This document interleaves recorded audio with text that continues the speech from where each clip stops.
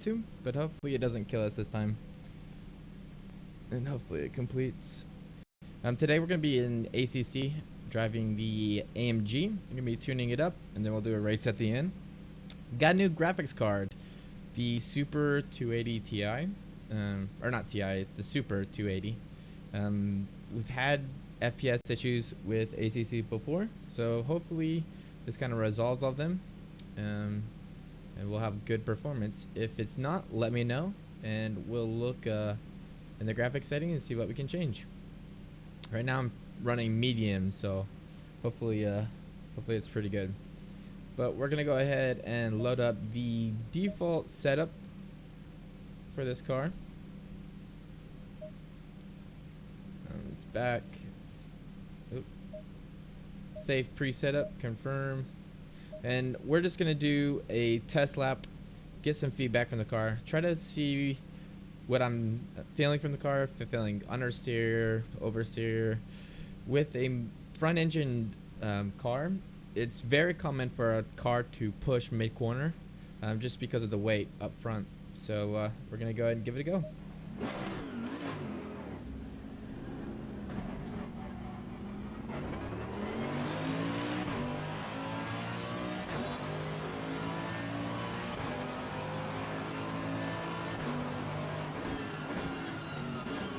One thing I noticed real quick, guys, is the screen is off just a little bit. Let me just make it just a tad bit bigger. That way you guys aren't seeing the black bars.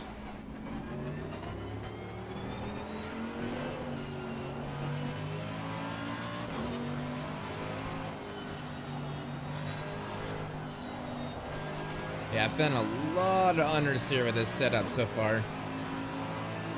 Kind of expected for being the safe preset.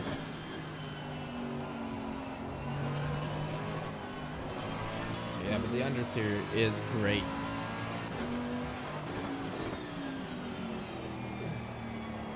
One thing I forgot to do in the setup is I'm going to knock down the ABS to 1. And then the traction control to 1. Sometimes the aids can kind of mask what the car is trying to tell you. So sometimes it's better to do some testing with them disabled and then bring them back in when you're pretty confident in the setup. You shouldn't be relying on the aids. They should only be kicking in when you really need them to.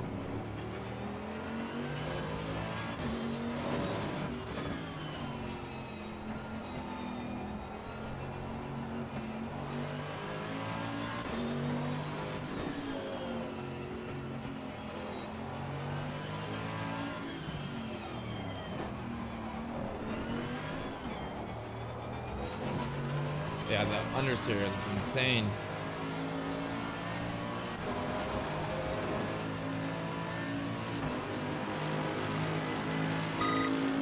We'll do 2 or 3 more laps.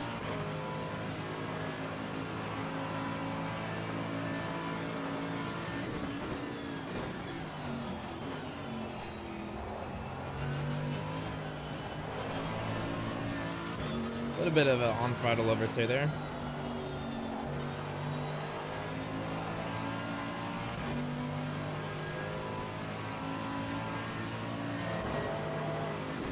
Car response is pretty good though. I like a car to feel a little bit softer so I can be a little bit more aggressive on the steering wheel. With some of these really stiff setups, it's hard for me to drive because they're way too pointy. I have to be very precise with them.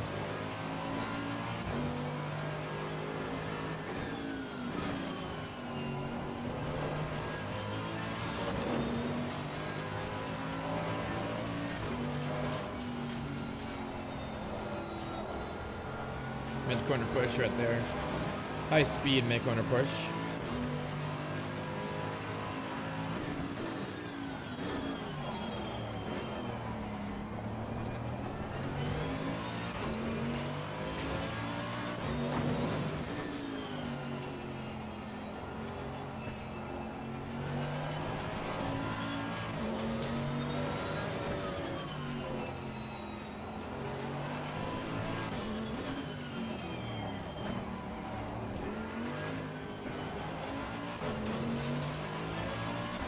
One more lap, guys.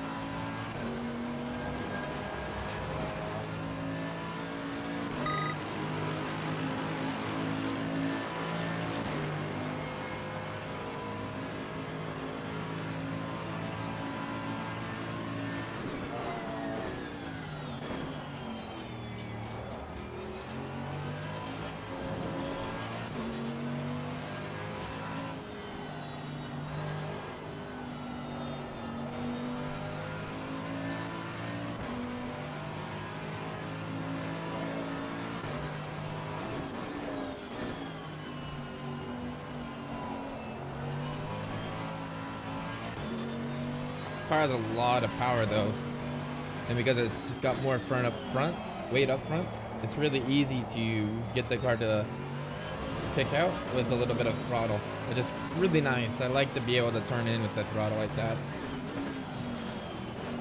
With a lot of these mid mounted engines, you give it a little throttle like that, it just pushes wide.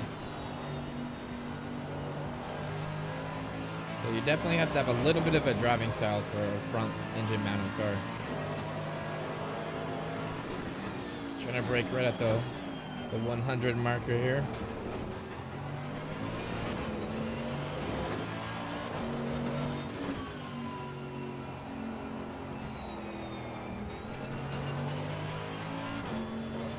Yeah, just found a lot of push mid corner with this setup.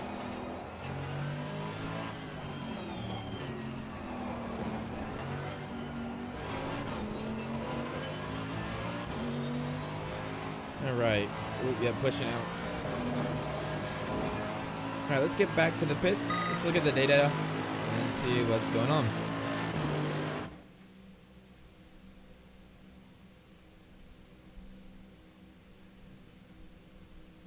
So if I come in here and look at what we got, and let me switch to the data view real quick for you guys. Let's look at the damper histograms first. So you can see up here, we have a kind of a rebound bias up front with less bump, and then it's pretty not symmetric, but it's you know, got a Gaussian shape to it. The zero node's a little lower, and that's just because ACC has a really low sample rate, so the graph's gonna look a little messed up. But one thing I'd really like to try is we're going to soften up the rebound on the front and increase the bump. That's going to move these bars on the right hand side, the compression side, upwards, and move the zero node over. And the reason I really want to do that is with a front engine mounted car, you don't want a lot of rebound on the front, because as you get on throttle, it's going to lift at the front, and you're going to have decreased grip on that front with increased low speed rebound on the front axle. On the rear is opposite though. I was feeling a lot of a little bit of on throttle oversteer, and the way we can reduce that, and the reason it has that is because there's not a lot of weight back there. So if we soften up the low speed bump on the rear tires, that's going to ease that transition a little bit easier. The wheel's going to be a little bit more compliant. It's going to go into compression a little bit faster. It's going to allow us to get on the throttle a little bit earlier without losing the back. And then we're going to decrease the rebound on the rear just a little bit. Increased low speed rear rebound is going to give you more oversteer on turn in. But this car already has a really light rear, and I don't want to lose it. So we are going to adjust that. So we are going to have a little bit of a more stable turn in, because I was feeling a lot of mid corner push. And the reason why is all the weight up front. So what we're going to do is we're going to increase the rear stiffness. And what that's going to do is allow more weight transfer onto that rear outside tire, which is going to give us a little bit more turn in. We could also stiffen up at the front, but we're not going to. We're going to increase that rear. And then everything else felt pretty good. So let's go ahead and make those adjustments real quick, and then see where we're at. So I'm going to increase this rear spring just one click, like I was saying. We don't want to go too drastic here. And that's going to give me a little bit more kick out when I get on throttle and a little bit less mid-corner push that I was feeling. And because I increased the rear stiffness, I'm going to decrease the rear anti-roll bar just a little bit. That'll allow me, because the spring's a really big adjustment, so we don't want to go too much in one direction. And decreasing the anti-roll bar would also make the rear axle a little more compliant over bumps, which is really good. ARBs limit single wheel compression, so if you can keep a ratio of about 75% of your lateral stiffness from the springs and 25% from the ARB, you'll be in a really good condition to be able to go for curbs. A lot of people go to crank up the ARB and go soft on the springs, which is okay until you hit a curb, and then you're really going to unsettle the car doing that. So like I said, let's go up on bump, one click on the front. Let's go down to about 4 on the rebound. Again, trying to decrease that on throttle understeer that we are feeling in turn 3. On the rears, let's go down quite a bit on bump to about 5. And let's keep, let's go one click down to 7, because I still want to have some turn in overs here, but because I increased that rear spring, I don't want it to be exaggerated. So let's try it at 6, just one click down. And I'm just gonna adjust this rear ring just a little bit. Tier 3 was a lot of understeer, so I'm trying to correct for that. Let's look at the brake bias. So to do that, I'm just going to come in here, go to handling and differential, which is our longitudinal wheel speeds. What I'm going to be looking at primarily is this back straight. It's a really heavy braking zone right here.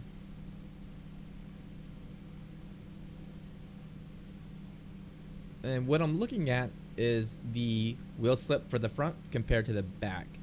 So you want them to be really close, because you want the car to not lock up the front or lock up the rear before one each other. You want them to lock up pretty close at the same time. One second, I gotta turn the audio off, Guff. It's like delayed, so it's totally throwing me off just a little bit. Okay, hopefully that's okay. I can't hear myself talk, so hopefully I'm not talking too loud. But now it's not delayed at least. So what we're trying to do is decrease this front wheel slip, increase this rear wheel slip, so they're a lot closer to one another. Right now it's 3% up front, 2% on the rear. So let's shift that brake bias back just a little bit. Right now it's at 60. Let's go to about 59. And again, we're going to decrease this ABS and traction control just for right now, because again, we're trying to not rely on the aids. They can sometimes mask some issues with the setup in terms of balance of the car. So let's just turn them down to 1. You never want to race with them this low. Again, aids are there for a reason. They're on the real life cars. They really do help you. But you don't want them, you know, kicking in 100% of the time. You want them just to be there to kick in if you really need them to, and not rely on them to keep the balance of the car where it should be with suspension setup or chassis setup. One thing I'm also going to increase is this caster just a little bit. You can look at the inner middle out. Right now it's only 4 degrees difference from inside out. You can usually shoot for about 6 to 7 degrees on tracks like Barcelona. Other tracks like Road America or straights with a lot of straights, you could shoot for a lower, but we're going to go higher. So I'm going to increase caster first, because caster is really kind of a cheap way to increase camber without decreasing longitudinal performance, because caster is rotating about a slanted axis. So when the wheels turn, you're going to have more camber, but when it's straight on, you're going to lose that camber. So you're kind of getting some free camber there. So let's go up to 13%. It also makes the wheel heavier for force feedback, which I like a heavy wheel when I'm doing setup work.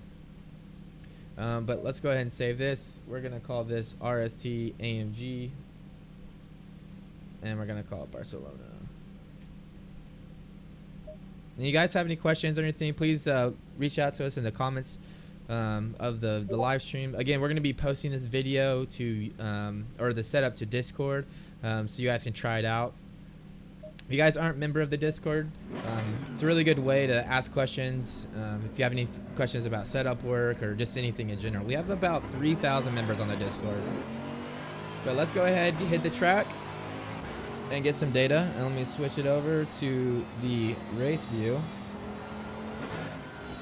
I need to get a stream deck so I can just click a button.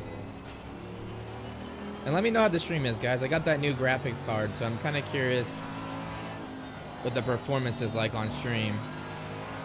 I'm getting 80 frames per second on my computer, which is really nice. I was barely getting like 50 with the old graphics card. And I need to pay a little more attention because I totally went off track there. And I was looking at the stream PC. Already the car feels 100 times better with mid-corner push. And I don't know if you guys can see, I have a dash. It actually has LEDs for side slip and lockup. So I'm using that while I'm on track to monitor for wheel lockups or ABS issues.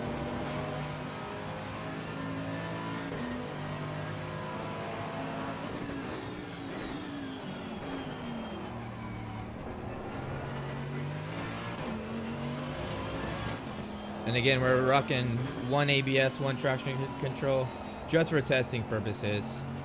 We want to get the balance of the car really set up with them really low. That way we can move them back up to 2 or 3 and have a really balanced setup here.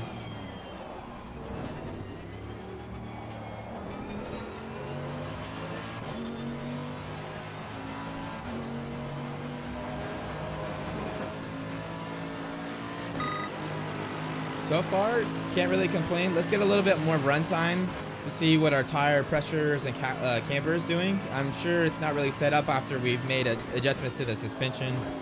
Anytime you make adjustments to the suspension or chassis or anything really, you need to recheck your tire pressures and cambers because they're going to change. And tires are by far the most important thing to get right because it's the one thing keeping you attached to the ground. You could have all the power, the best setup in the world, but if you don't have the tires in the right place, you're gonna have a horrible car. It's one of the first things that we do in real life too. We'll lock up there on the inside left tire.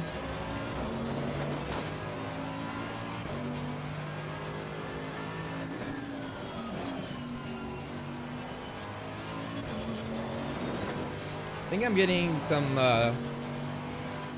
unlocking of the differential a little bit. I probably, if I could go up on preload just a little bit, I think that's what I would want to do.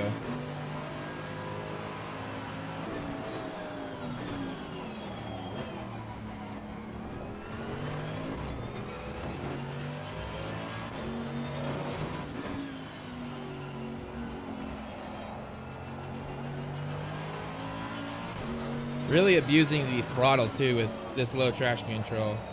And able to get it to spin out just a little bit, but it's pretty tame.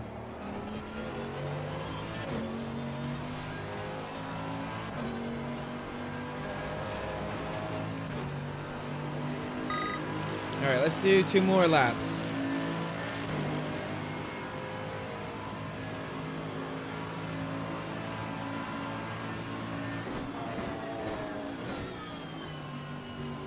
Trying to get on that inside curb, train up the car, get on the throttle for T3.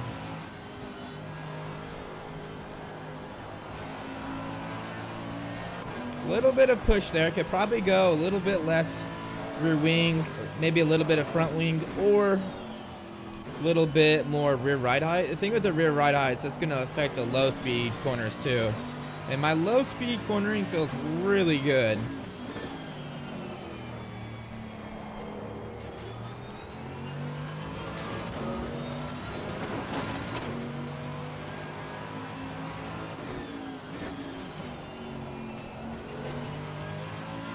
Really get up on that inside corner there. That was really nice.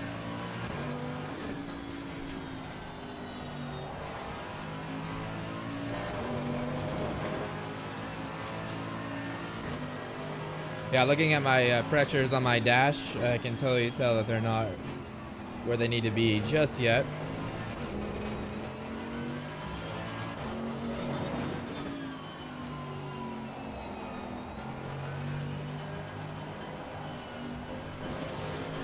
Should have went a little bit wider in that turn.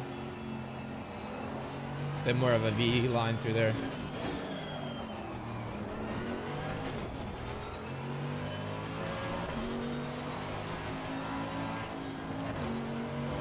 One thing I really like too is I like a car that will really readjust itself after you get off just lift for a second.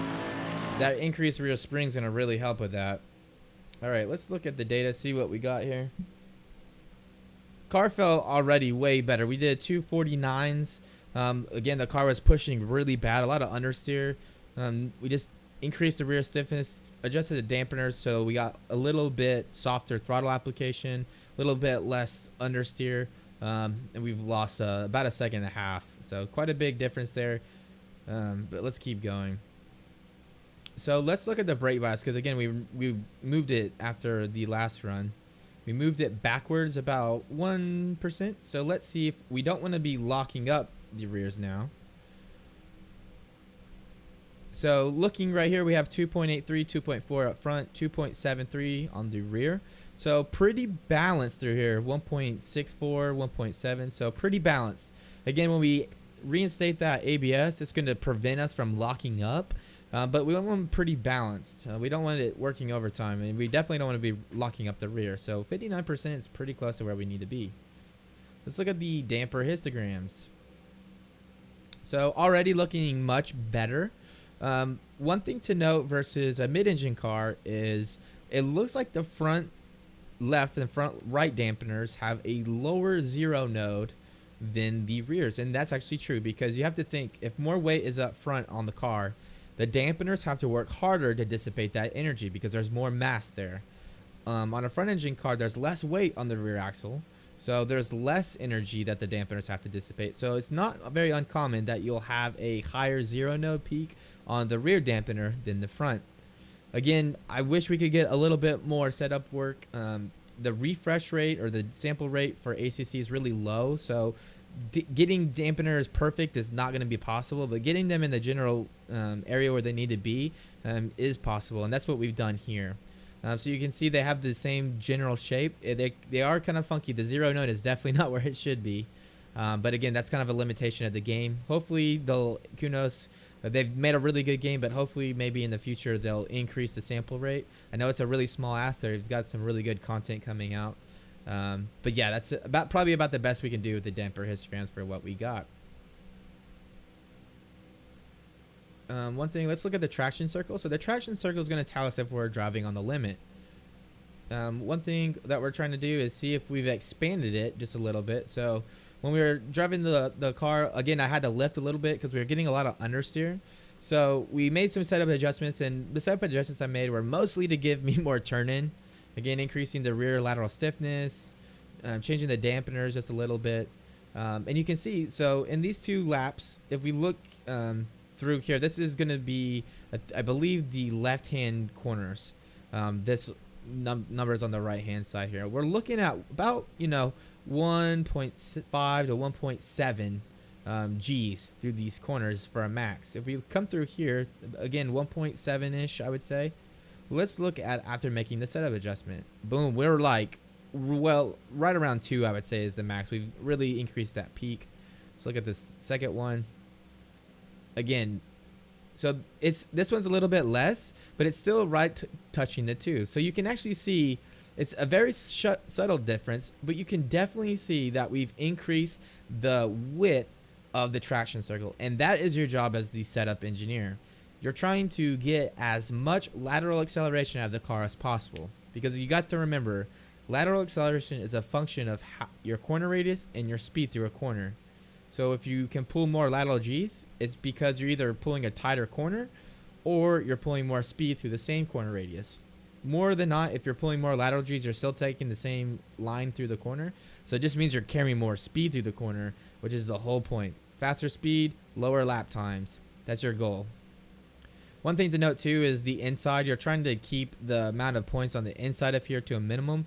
You actually rate a driver how good they are by looking at how many points are in the center. If you see a lot more points in the center, it means they're probably having to lift quite a bit more. It's kind of hard to tell from here. I would say it's about the same, about a points in the middle. But again, we really widen that traction circle, which is the whole point.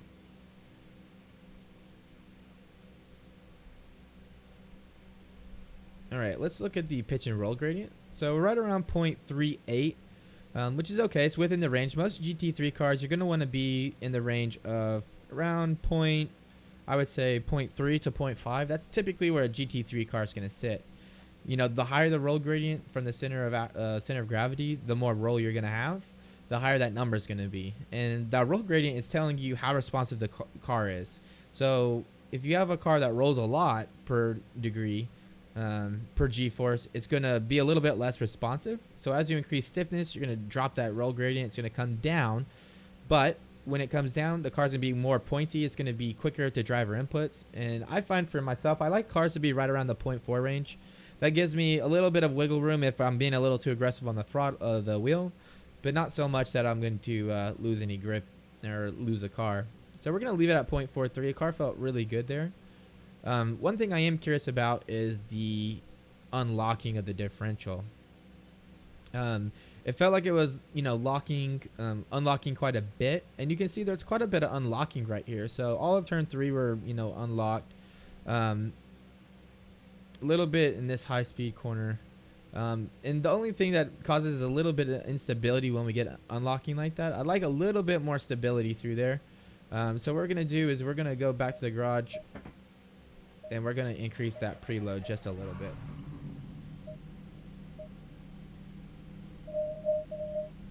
So our real life car that we run, it's a DTM type car. It's kind of a older platform to the AMG, but we run about 100 Newton millimeters on that car. So we're going to go up to about 170. Again, I'm really looking to keep that differential locked. It'll give me a little bit more stability into the turn, which I felt like that one turn that's a kind of a hairpin is getting a little bit too loose there, a little bit too much unlocking. And then let's try increasing that front splitter just one click. I was getting a little bit of understeer at turn 3. It's a high speed corner, and you can actually tell that by if we come in here, come into the track states. This is turn 3. You can see the whole turn is a high speed corner because it's green. I really like Barcelona because there's quite a bit of mixture of everything. There's a lot of straights. There are a lot of low speed corners and a lot of high speed corners, and you can actually see that right here. So it's actually a really beneficial to put a lot of downforce into the setup rather than going lower downforce.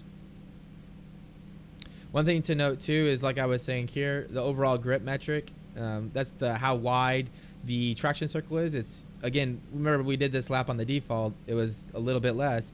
It's saying our overall grip metric was 1.48. On the better setup that we've kind of adjusted here, we're at 1.52. And then let's see, this other one's 1.5. So overall, we're still increasing that width of that traction circle, getting more grip out of the car. Car's going to be much quicker as we continue to develop this setup. One thing to look at too is the suspension bumpiness on the track map. So this is looking at the dampener speeds to kind of figure out what areas of the track are bumpier. You can see really right here where we're getting up on the curb. That's a very bumpy area. Also into turn 1. But unfortunately, I can't really look at the high-speed dampener response from the telemetry because, again, the telemetry sample rate is too low. Hopefully, Kunos will fix that. One thing to do, though, if you're feeling like you have some instability over curbs, is increase the front high-speed rebound. A car that has lower rebound on the rear for high speed, which means you're going to have higher velocities on your rear rebound axle, is going to be a lot more stable over curbs. If you have it in the inverse, if the front responds quicker in rebound than the rear, the car's going to oversteer over curbs. So again, you normally would look at your dampener speeds. I would come into here, handling, look at dampener speeds. I would find a high speed region, but again, for ACC, it's not reliable, so I always tell people don't look at it because what's under what's called Nyquist frequency you always want to be, your sample rate always needs to be 2 times what your sample of interest is.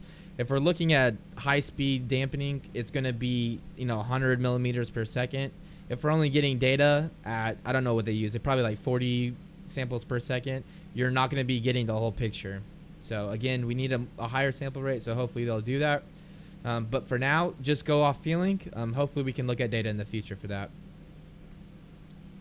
But one thing that we do need to look at is, let's go ahead and look at the in-game inner middle out temperatures. Let's try to get that gradient where we want it to be. So again, it was at 4, we increased the caster, so it should have increased it just a little bit more, and it did. So the front left is 89.94 up front, so that's a difference about 5. And on the rear we're at 88 and 92, so we're still at 4 on the rear. We didn't make any adjustments there.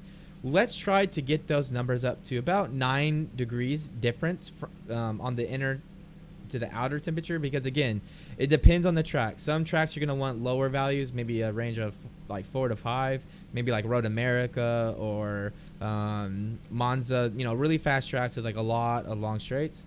A track like Barcelona, where there's a lot of high speed sections, your car's going to roll a lot more because you're pulling more G's through the corner. Turn 3, we're pulling 2 G's in turn 3. The car's going to roll a lot in 2 G's. Remember, our roll gradient was 0.4 degrees per G.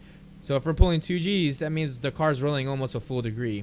And when the car rolls, it loses camber. So we need to adjust for that. So let's increase that camber until we get about a degree difference of the inner to the outer temperature of about 7. So let's go up to negative 3.5 up front. And we're going to make the same adjustment here on the front right. And when we get a little bit more refined, we'll probably do a little bit of asymmetric setup work. But for now, let's just keep it symmetric. Let's try to get, ballpark of where we need to be, and then we'll change for little small differences. And then on the rear, let's go up to 3. Let's go up to 3.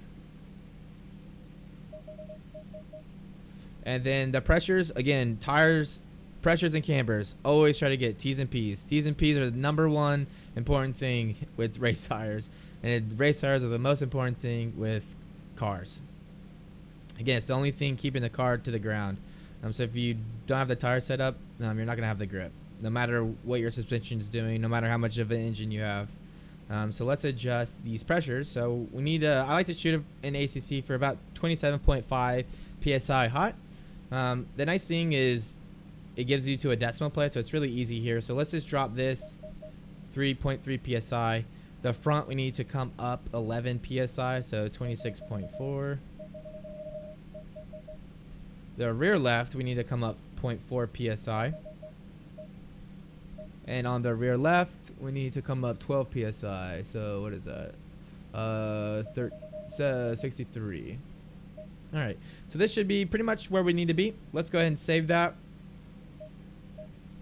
And then let's do 3 laps.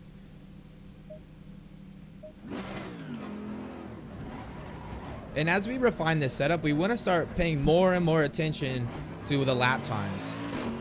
So when you're first developing a setup, the first few rounds, you're mostly worried about how the car feels. The driver's confidence in the setup. Does the driver feel confident that he can get on the throttle? Can he turn it in the way he wants to? So that's like the #1 thing. But as you start refining it, it starts to become a little bit less unclear what the adjustments are doing. So lap time is the #1 king with doing setups. If your lap time's less and you don't feel any more confident in the car than you did, with a slower lap time, then you're going in the wrong direction. So we're going to start paying a little bit more attention to the lap times as we start making these setup adjustments. Because the car feels pretty good. I'm not really worried about the handling as much anymore. It feels very neutral through these corners, both low speed and high speed corners. We're getting a little bit of high speed, turn 3 mid-corner push. So we decrease that rear, we increase the front splitter just a little bit. And the one thing that I'm not sure about in ACC is the front splitter has the units of millimeters. So front splitters are very, very ride height sensitive. So I'm not sure if that is, that millimeters is the length of the splitter, or what it is. If it was like the area of the splitter, you would think it would be in millimeters squared. But I'm not sure, but I'm pretty positive that increasing it will give us a little bit more front grip. Oh, got on the throttle a little bit too hard there. Again, we're not rocking any traction control here, so got to be a little bit more cautious on the outlap.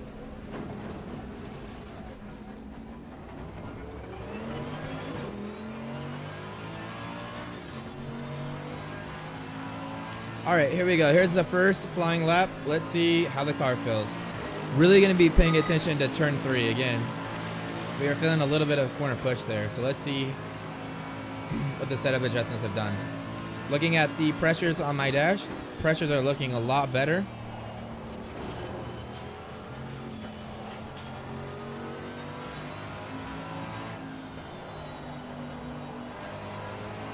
Oh yeah, much better. Much better.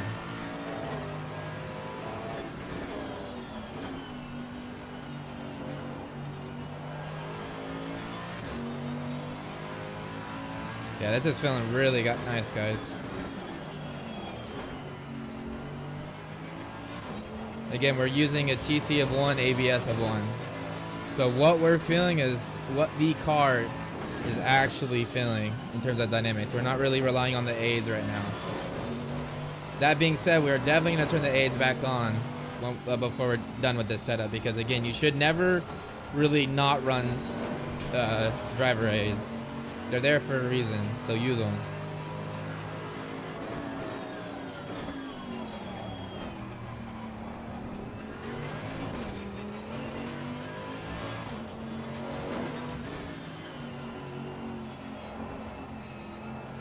Need to stop taking such a tight line right there. It's killing me.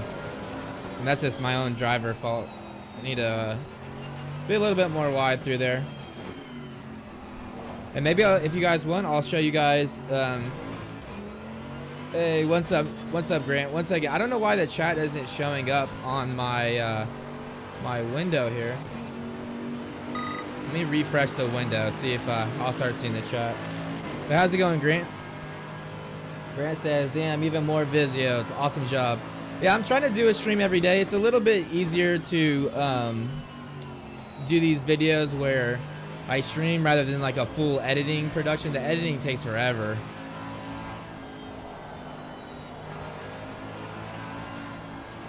Still getting a little bit of mid-corner push through there. Not too bad, but it's definitely noticeable.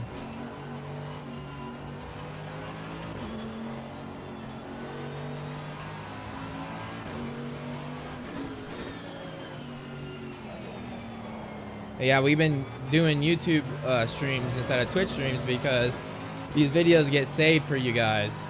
So as we, you know, do more videos, you guys can always reference them later down the road, which is kind of the whole point. And I'm not really happy with that splitter adjustment. And because I'm not exactly sure what the splitter unit of measure is, or, you know, what it's trying to tell us, I'm not really confident in that setup adjustment. So we're probably going to go back in. Instead of increasing the front splitter, we're going to decrease the rear wing another click.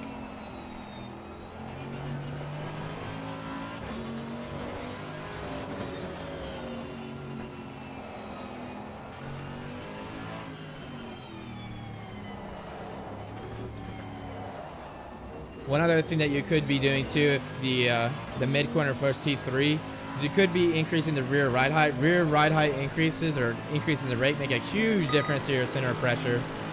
But they also affect your cornering bounce in low speed corners. So it's kind of one of those things that you kind of have to do or be smart about. But let's go ahead and return to the garage. We're going to look at the tires. Pressures are looking a lot better. We need to increase this PSI on this one just about 2. This one to 9. This one up to, I should have looked at that before. This one to 2. And then let's look at the intermiddle out temperature. So up front, we have an intermiddle out of 6. The front right, we have an intermiddle out of 5. The rear left, some intermiddle out 5. And the rear right is 6. So, or 5, sorry. So let's go a little bit more on the camber. Let's go up to 3.5. Let's match the camber on the front and rear.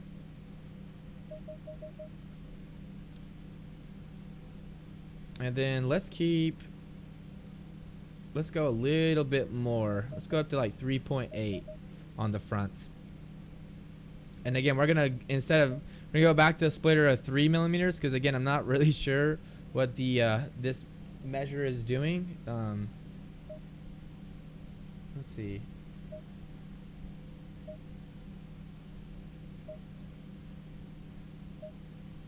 Oh, I see.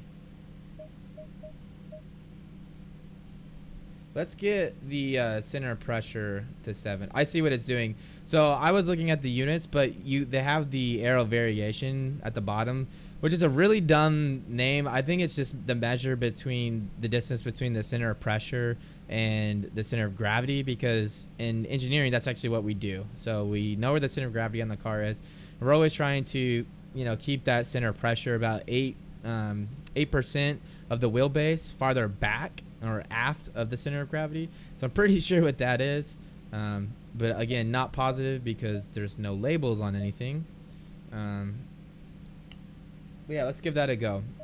So again, I'm just trying to move it forward because I'm feeling a lot of understeer T3, but not feeling understeer in the low speed corners. So I don't want to adjust the suspension. I don't want to change my lateral stiffness distribution. I don't want to change the ride height or the rake. That's all really good. It's just the arrow. I need to do a little bit of work on the arrow.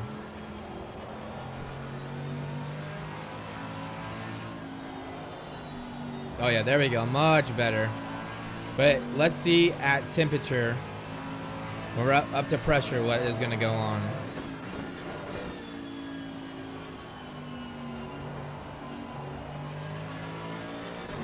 Car just reacts so smoothly to throttle inputs. It's amazing. Still can't believe I'm on TC1 right now.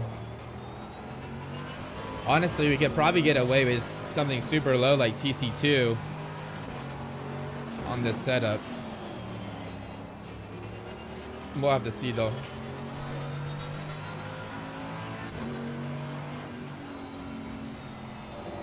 And if you guys chat in the chat and I don't respond, I apologize. For some reason, the YouTube live dash doesn't update the chat, which to me is crazy. I have slobs, but it's on my other computer because I'm using my gaming PC, and then I'm using a second computer for the streaming portion of it.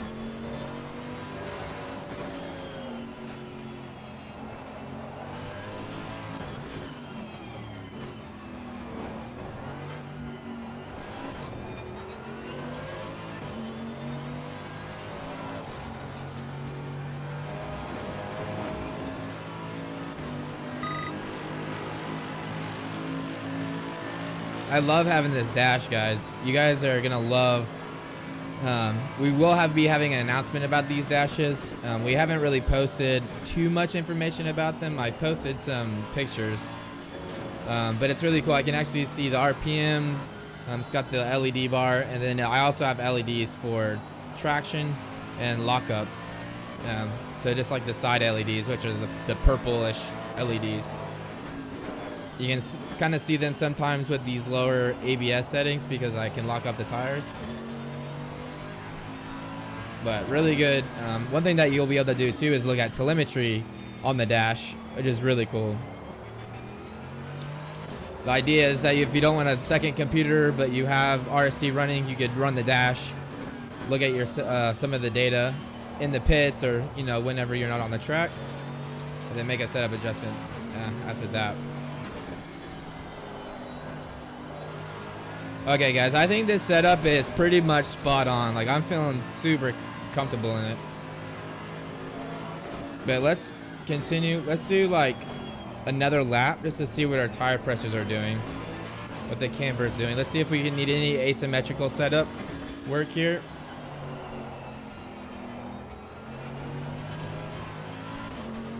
And then let's do like a race or something.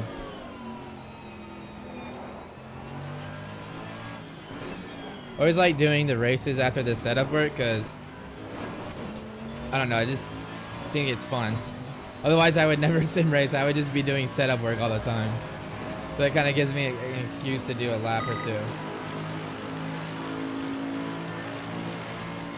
All right, one more, guys. One more. And thanks for giving me the likes, guys. I appreciate that.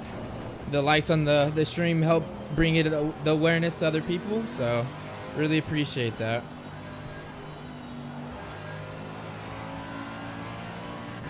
This car's feeling really good.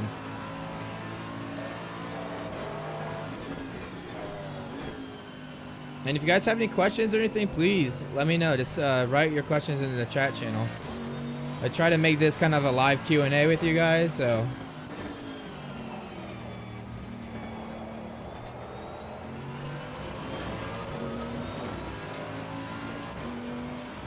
I try to respond on the Discord as much as possible. I just get really busy sometimes. But this is a really good chance for me to, you know, devote some specific time to help you guys. Because I'm not doing anything else, so.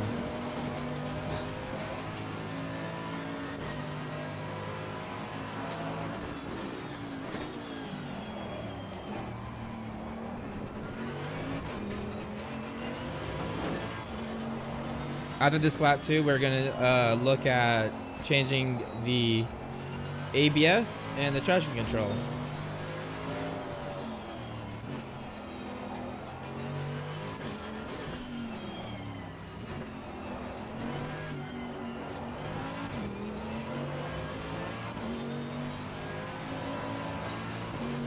Love having a motion rig in this this game.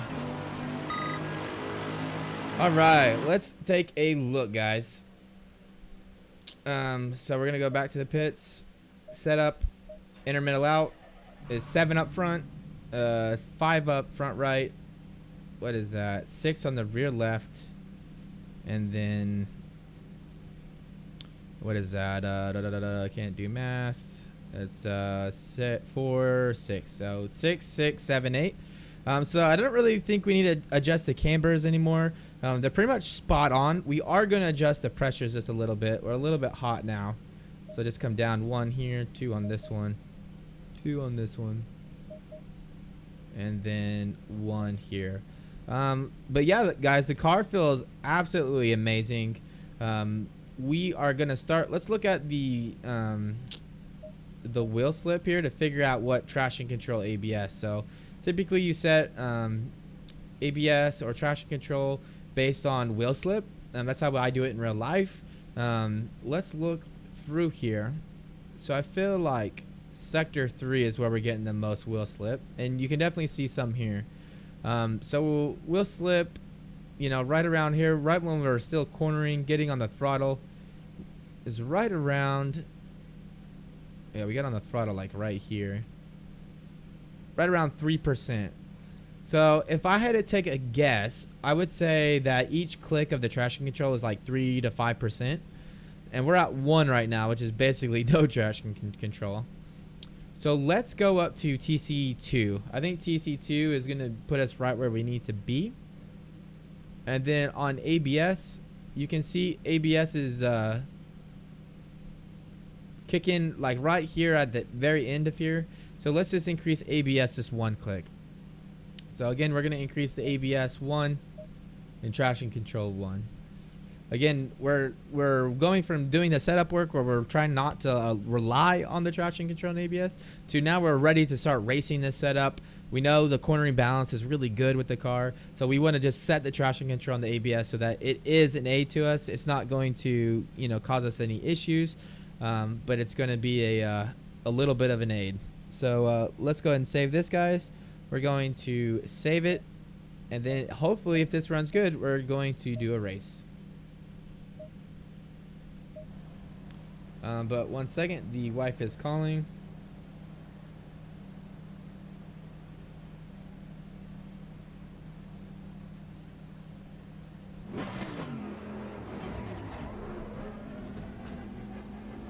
What up, Voodoo? How's it going, bud? AC's running way better now with the new graphics card for sure.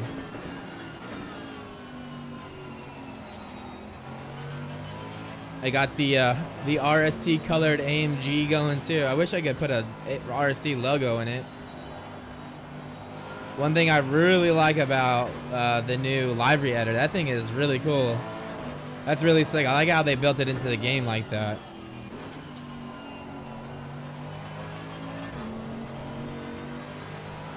I don't know if you guys heard it, but you could hear just when the car got a little bit squirrely. The traction control just coming in just barely.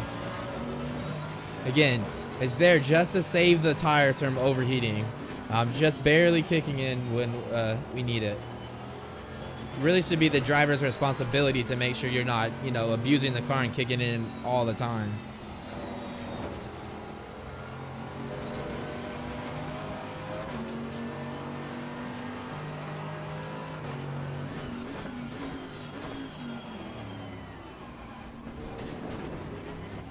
Ah, crap. That was a driver mistake there.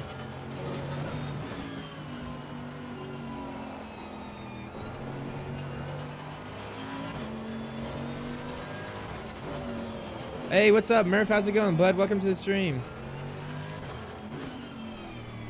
The OBS preview. What do you mean, Voodoo? I have slobs on my streaming computer, and then I just have that computer like next to me, and then I'm running the gaming PC, and then I'm running the live feed over my network. I use a tool called NDI Tools, which lets me do that, which is really cool.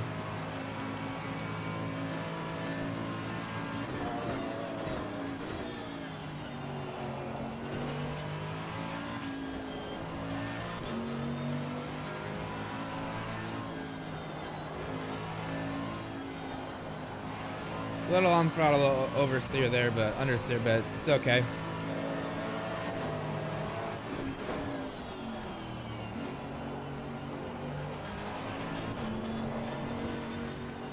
See, I don't know if you guys heard, but I was still able to kick the car out, but the traction control just barely kicked in to save me.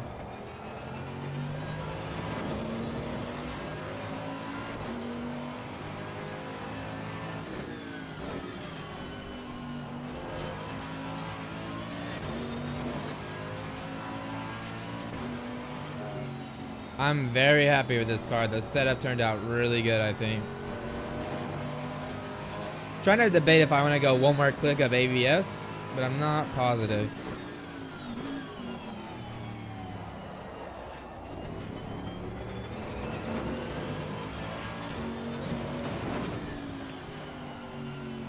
So Voodoo said I was talking with back today. We figured out that running the OBS preview killed his PV performance, just like it used to for mine. Yeah, I don't. Oh, I see what you're saying. Like the preview in OBS. Yeah, no. I run a second computer. For me, it was just the graphics card. I had a 980 Ti and I have triple monitors. So triple monitors with a 980 Ti and a new game like ACC was just kind of killing it. So I got rid of the issue and got a new one. Let's do one more lap, guys.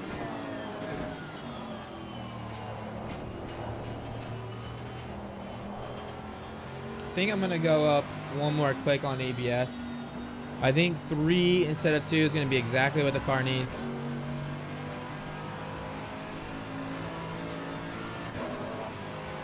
And Murph said AOR season kicks in soon. Eek. Oh, that's awesome, man. Are you gonna be? I guess you'll be partaking, right? Yeah, I plan to do some more ACC content. I really like the game. It kind of sucks in the fact that there's not a lot of data though, but I still think there's some value for me to do these videos for you guys. Even though you can't use RST all the time, you can still use it for driver development, learning where you can improve in lap time. I mean, there's still some things that you can look at. So maybe someday Kunis will fix the sample rate issue for the data. But for now, we'll just make do with what we got.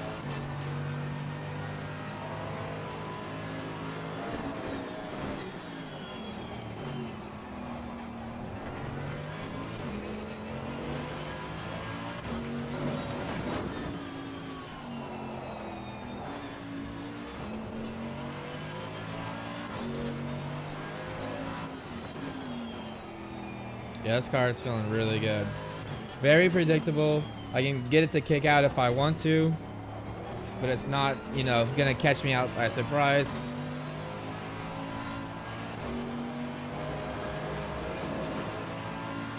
All right, let's go ahead and cross the finish line. Let's look one more time at those T's and P's, and then let's go do a race.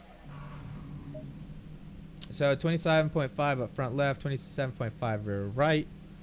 Yeah, so we're pretty much set up where we want to be. Let's come down just a little bit. But we have a tire temperature gradient of about 8 up front, 4 on the front right, 6 on the rear right. So we're basically exactly what we want to be. So let's go ahead and save this setup, guys. And we're going to do a race. So I'm going to quit out. So Murph says, keep eyes open. The upcoming patch, apparently they're going to be adding extra features for Motec, which I guess which translates to RST. Oh my God, I hope they add more data or just increase sample rate. Like, this game would be so much better with data. Probably a big jump in frequency, not more channels. That is totally cool with me. If they keep the channels the exact same, but give us like a sample rate of 60 to 100 samples per second, I will be like doing streams on ACC every day. Yeah, no doubt. Yeah, pretty like I still like the Motec, or you know, RST. I think it's a valuable tool, especially for driving aid. So, you know, if you have 2 laps here, you know, let's look at this 147, look at the 148. I can come to the driver tab, and I can come into driving time slip, and I can actually see where I'm losing time. So, you know, where I'm losing time against this baseline. So if you get a lap with like an alien in it, you can actually compare that to your own laps. And then you can look where you're losing time. So I was losing time in this hairpin corner. I lost like, I went from no time loss to about 0.5. So I lost 5/10 there. You can use that and try to figure out, you know, where are they breaking out? What's going on? You know, for this example, it looks like I, you know, overslowed the car because the speed was a lot less. But you can use that to get better. So there is some values to still looking at data, but in terms of setup work, like looking at damper histograms, it's very limited to what you can do. So hopefully they increase that frequency, give us a lot more, you know, higher fidelity data, and I will be really happy.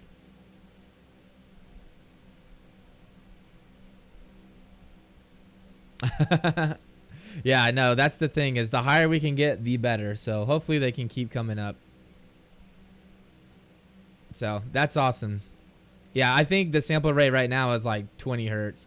If they could, so okay, again, with Nyquist frequency, what it is you will always, your sample of interest, and we know that, you know, most cars when you go over curb can be anywhere from 100 to 200 samples per second. You need twice the sample frequency of your sample of interest. So if we're, you know, looking at, you know, something that's, you know, 100 hertz, we need a sample frequency of 200 hertz. So yeah, the more the merrier. Yep, yeah, exactly. That's we're actually going to be using a lot more driver development stuff in the tool. We're actually kind of working on that a lot more.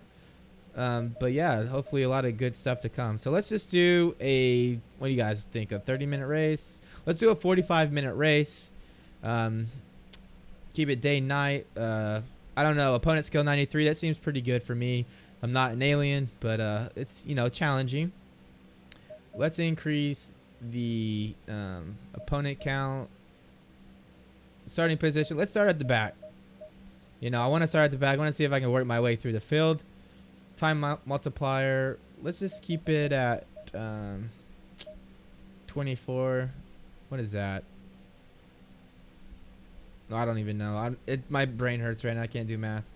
We'll just confirm that, and we'll let her rip. I don't know if you guys saw I have the RST colored car right here.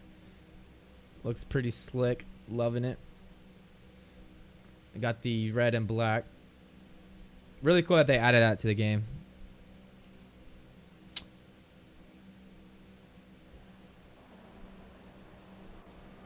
All right, guys. Let's load in our setup that we've been working on. So we're gonna load it. One thing, so this is a really small thing, but I think it's really important, is I'm so glad that they added a confirmation to overwrite setup files. I used to do that all of the time in ACC, and it drove me insane. Oh, one thing that we do need to look at, though, is we do need to look at the fuel rate right here, because Barcelona is a 150 slap, and I don't know how much fuel I'm going to need. So if I'm doing 45, so let's just round up. Let's say it's a 2-minute lap, or a 1.5 minute lap, sorry. So 1.5, so 30 laps. So if we, this is looking at our fuel usage here from the data that we were collecting. If I type in 30, it spits out 89 liters is what I need. So let's get 89 liters in this car. One thing is I forgot to change that before leaving, and then let's get 89 liters in the tank. Where is fuel? 89 liters is what we need. And then Murph said, I may have been repping the RST cars in my AR type. Nice, man. That's awesome. Yeah, hopefully we can, you know, continue to add stuff to the game. Really, like I said, I really enjoy this game. There's always there's been a few things holding me back. Mostly the data, the sample frequency of the data. Stay double file. But let's give her a go. I'm going to start up crew chief real quick.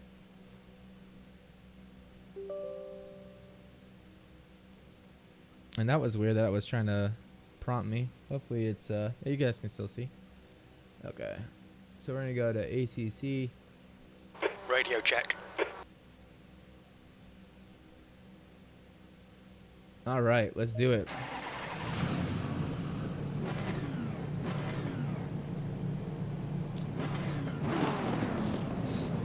All right, we got a 45-minute race, guys. Looks like clear weather. Nice day.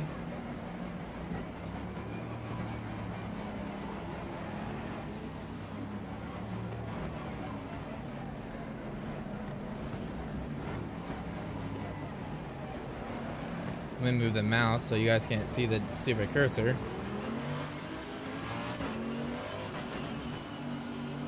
All right. Oh, that's awesome. You guys. Go. Car left. So you actually qualified better than an AM entry in Black Band, Murph? That's awesome, dude. Car But, all right, we're off, guys. We got a good start. I'm gonna brake kind of early. Take this inside line right here. Hold your line. We're gonna be on the inside for turn 3, which is gonna be really crucial through here. Clear left.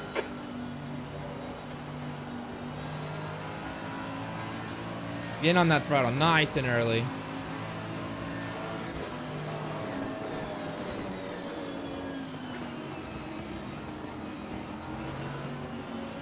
Well done, Zach. Good start. This car's got some pace, guys. Ooh, Car left. had to go a little bit wide because he broke a lot earlier Still than I thought he was. Clear left.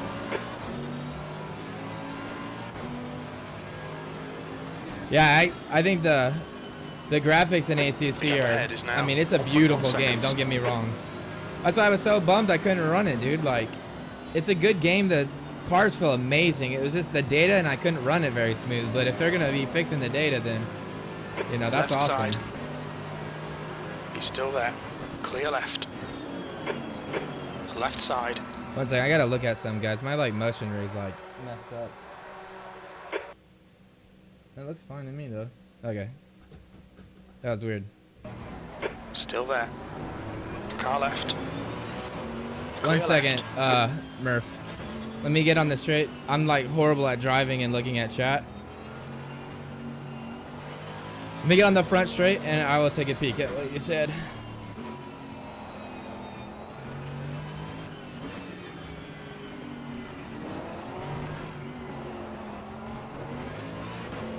So Murph said, can I ask for a recommendation stream in the future?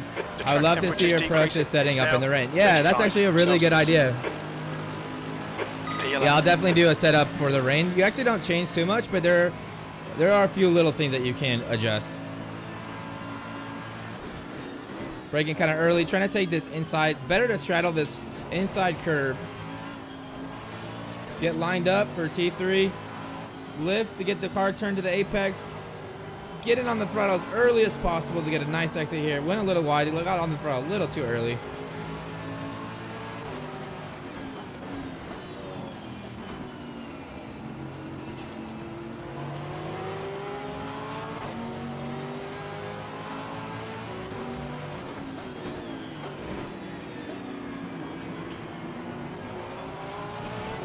All right, we are right here, guys.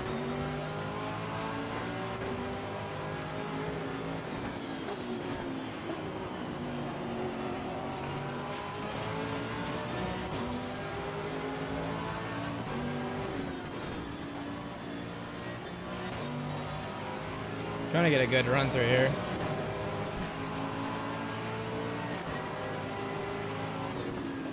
Car right. Still there. Clear right. Well done, Zach. Great move. Keep it up. All right, we are definitely coming through the field, guys. I don't know what position we're in. I'll check in just a second. Don't think I have a mandatory pit, so hopefully we can keep The track weaving our way temperature is through falling. here. It's now 32 Celsius. The leader has just done a 148.92. Oh, that was my bad. Trying to look at the stream PC to see if it looks laggy or not. Should probably focus on driving. It's now 1.1 E9. That was 152.07. I gotta pause it. I think there's something going on with this. I think it's killing me. My motion rig just feels absolutely out of whack, and it's kind of throwing me off. So let me shut this down. I think.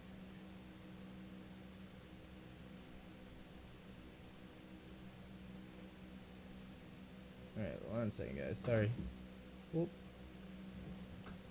All right, I think that fixed it. Oh yeah, there we go. Much better. I need to install that app.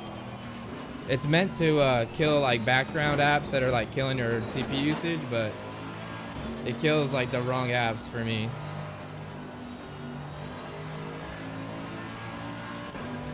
All right, let's focus. Let's get back up there. We're P9 right now, guys. We started P1. Trying to get back up here so I get this draft. Don't let this guy distract you. Hopefully, let me know how my sound is, Ed. Hopefully it's not too bad. Oh, a little bit of lockup going in there.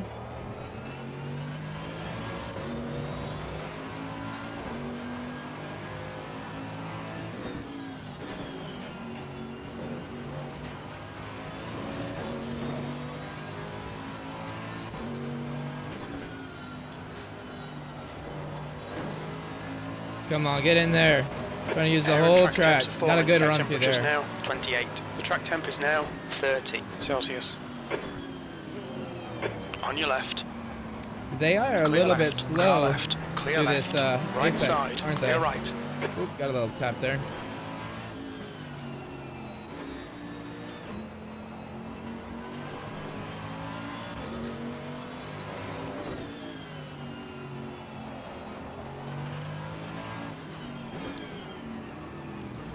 New fastest lap for Van Thor, 148.86.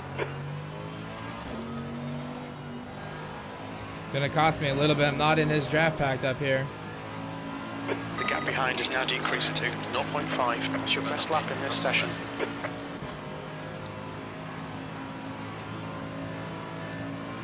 Pressure's coming down a little bit with the sun going down, but it's still maintaining pretty good.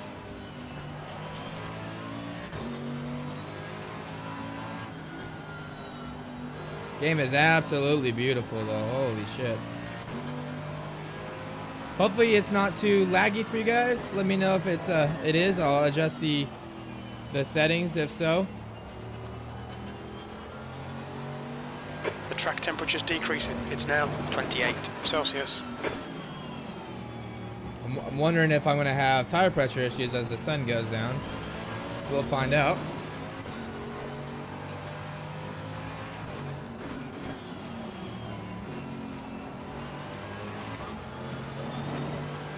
We definitely got some pace here though, guys. We're catching these guys back up. I think the BMW is holding them up just a little bit.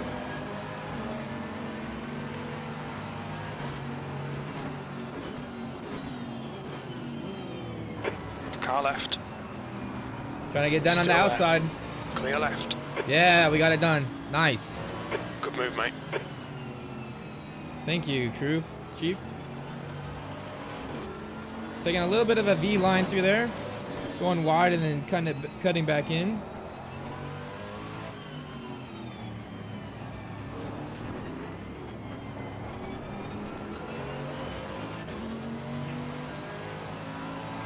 That's a new fastest lap for Greedy. Oh yeah, now we got a good run through there, guys. Good exit. And we're in the draft. Okay, Zach, don't think about the lap times. Just hit each and every apex. Car right. He's still there. I had a lift. Still there. Going too wide Hold through your line. T1. Inside for Hold your 2-2. Right side's clear. Nice, got it done.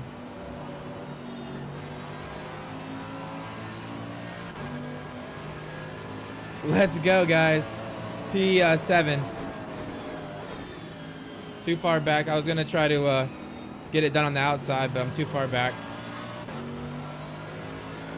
The track temperature is falling. It's now 26 Celsius.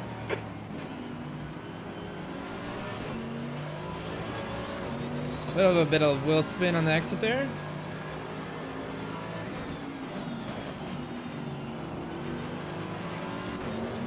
Left side.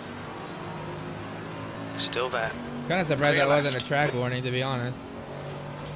Abbott, nice one. I'll take it though. All right, let's see if we can catch P5 up here.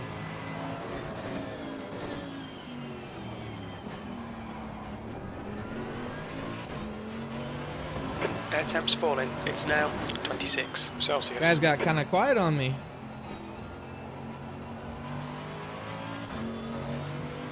Oh man, maybe my chat didn't refresh. Hey, 1 second, guys.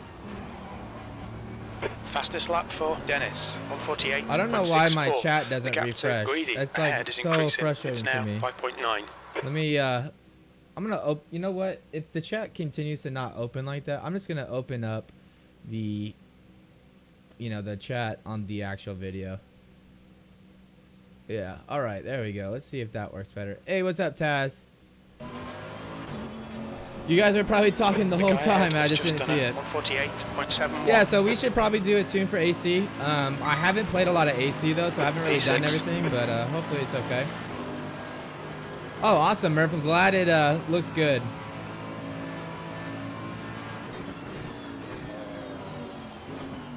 All right, let's try to get back in there.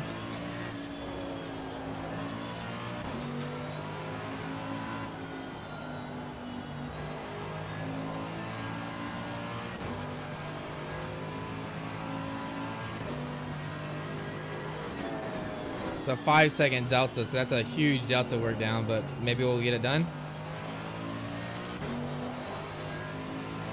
Car feels really good though. Got a lot of pace through here, I think.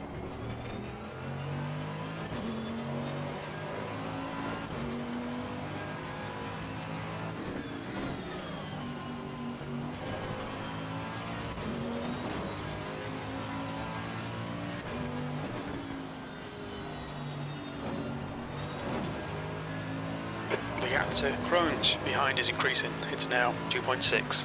Starting to look a little stuttery. I can't tell. I think my PC usage is too high.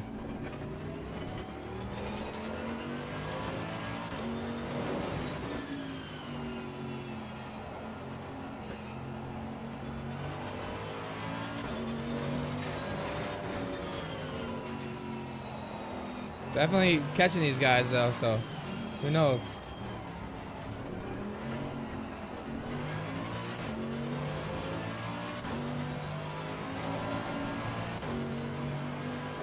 Taz says you should play. It's good sim. I just want you to show me how to tune AC so I can do it for the SR races.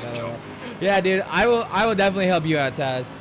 I'm doing these streams every day to help you guys understand, how to tune these cars. So there's no reason I can't do ACC. So I will try to get one. Is there any particular car or track that you want me to do it at, or just in general? Okay, Zach, the next car is Greedy. All right, we really need to Catch these guys up here. We've worked the gap down quite a bit.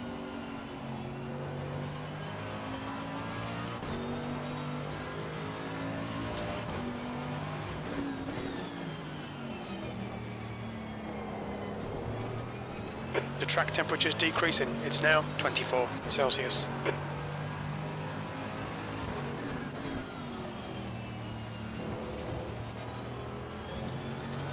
All right, looking at the pressures, they're still holding up okay. They're down maybe 0.3 or 4 psi, so still Gap 2 greedy. really good. It is now 5.4. Okay, yeah, no problem, Taz. I will definitely try to get that for you, bud. I'll try to do like a GT car or something.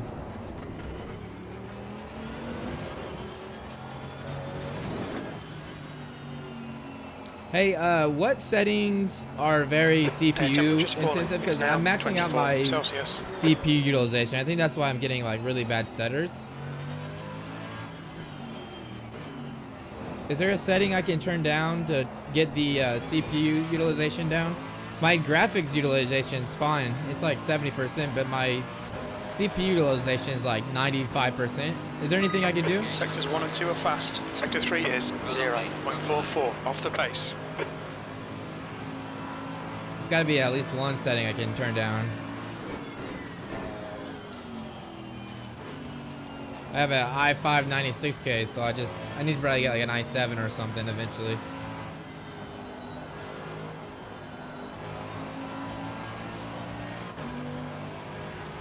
We're working down this gap though. We've worked about a second off. Still plenty of time, 30 minutes in the race.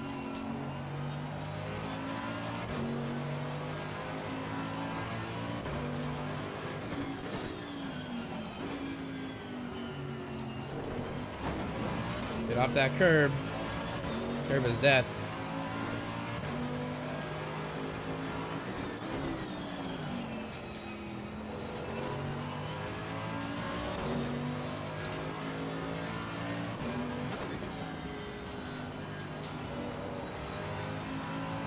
Yeah, let me see. I'm going to pause it real quick, guys. Sorry to keep pausing it on you guys. I know it's kind of kills the action, but let me see if there's something I can do to turn down the CPU utilization.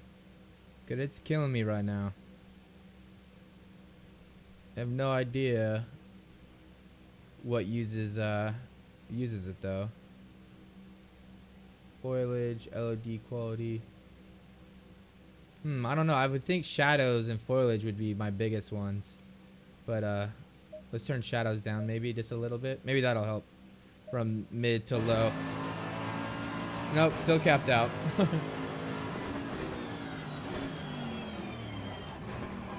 Voodoo, I need your expertise, or Murph.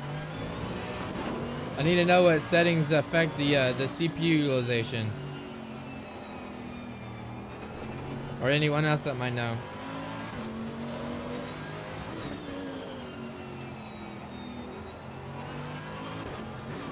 Yeah, it's definitely a huge difference in smoothness.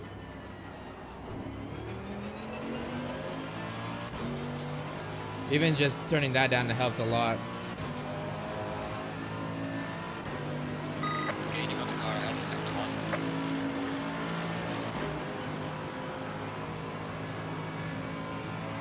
1. Alright, we got this gap down to about 4 seconds.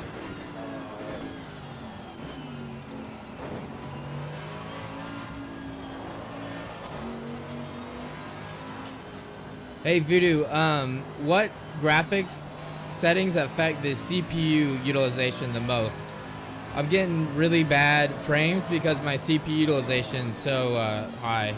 How can I drop that down? I turned shadows to low, but are there some other settings I can adjust that will help me?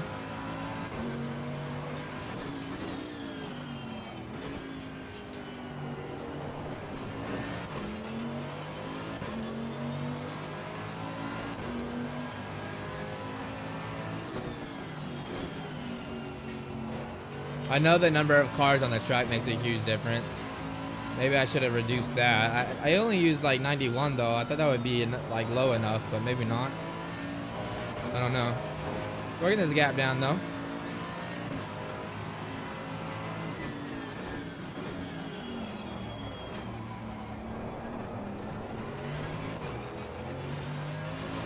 Track temperature's decreasing. It's now 22 Celsius.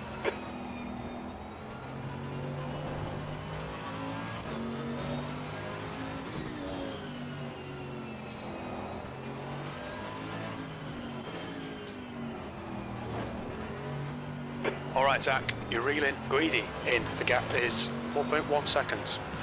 He's slower than us into turn 10. Yeah, that stuttering is absolutely killing me, guys. Fastest lap of the race. Great job, man. There's got to be a setting here that I can adjust. Set to do this. Oh, maybe view this is already at mid though. I wouldn't think that would be that big of a deal. What's post processing, I wonder?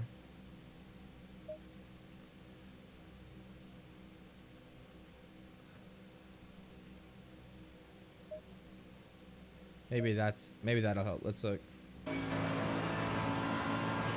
Oh yeah, that helped. That's a new fastest lap for lower. Bachelor, 148.16. Still at 90% though. Voodoo said, as far as I know, Shadow's virtual mirror quality and foliage have the biggest impact. Virtual mirror, let's see if I can change that. Where's the virtual mirror? Let's see. I don't see a virtual mirror. I guess let's just turn mirror. I can't run no mirrors though. I gotta have something here. Materials, GPU, temporal engine using control of the reducing scale results in better override cost, whereas the scale is lower than 100 is also used to a blah blah blah. Bloom quality. I wonder if Bloom is CPU. Let's turn it to mid.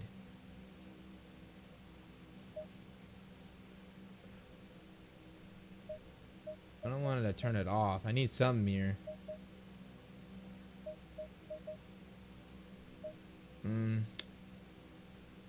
I can't turn foliage off. What about shadows? Let's turn shadow distance to low. Air temperature's decreasing. It's now 22 Celsius.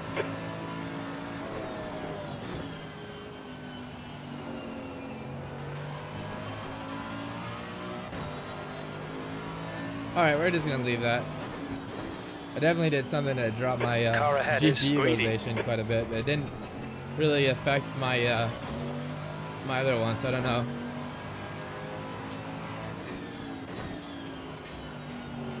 Yeah, I don't know why it looks so choppy. Like, it says I have 80 frames per second, but it looks choppy as hell to me.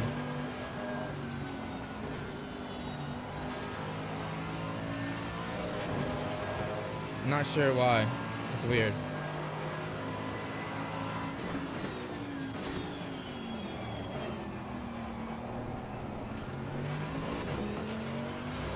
Alright, let's just try turning the mirrors off. Fuck it. Sorry, guys. I know this is probably extremely annoying for you guys. I wish I could turn foliage off. Alright, let's just turn the mirrors off. Screw it. Then let me turn this one back.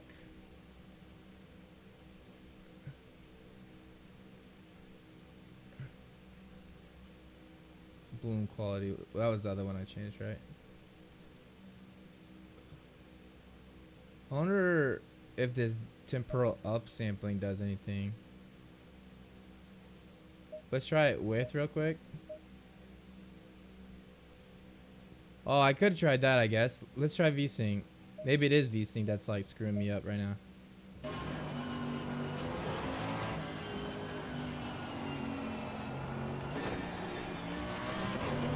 That did seem a lot smoother. I'm gonna laugh so bad if that's what it was. It's way smoother now. Yeah, way smoother.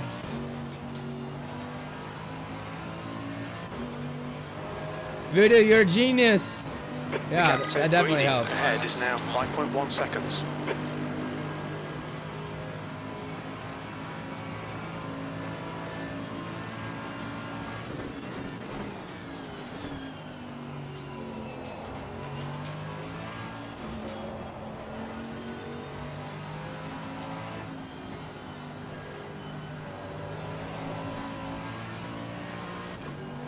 To me, it seems like it's when the frames per second are like jittering a lot, if that makes sense.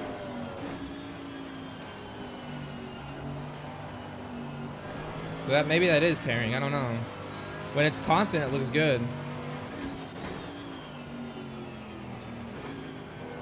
Smooth as, pretty smooth though.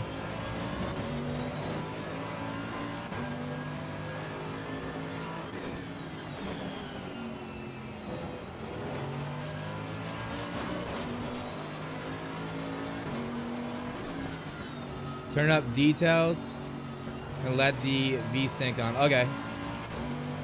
What details do you think? Like, I guess we could... I don't know. I have no idea what these settings do.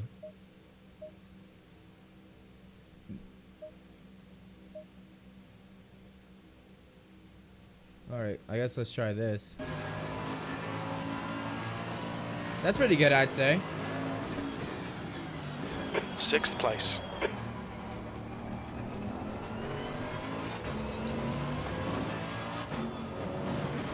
Yeah, it's a lot smoother than it was, that's for sure, so we'll just leave it like this. There's a white flag.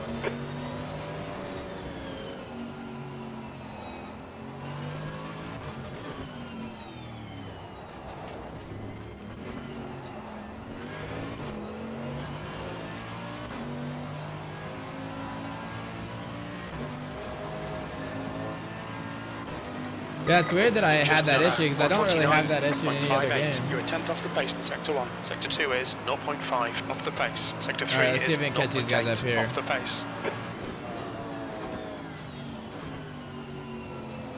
Yeah, much better. The gap behind is now 8.1. Don't you have a preset save? No, I didn't. I don't have a preset save.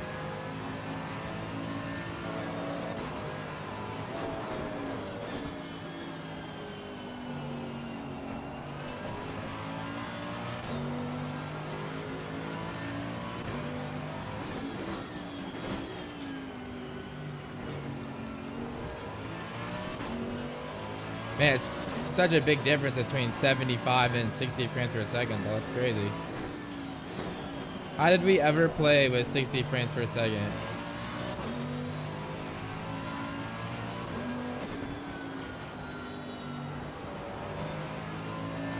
The gap to Greedy in front is now 5.0.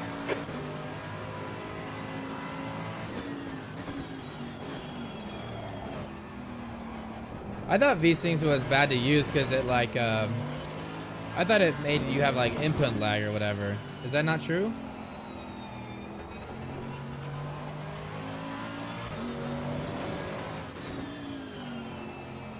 Let's see. Voodoo says maybe a larger capture of the screen. I don't know. Yeah, maybe. I don't know. Fastest lap for Van Thor, 148.04. Like, what happens if I like turn V-Sync off, right? And then I just set the cap frames per second lower to like 60, so it's like always pegged. Let's see. Do I get tearing that? That lap time was 148.64. Yeah, it doesn't look as smooth if I do it that way. Yeah, something about V-Sync for this game makes a huge difference for the smoothness for me.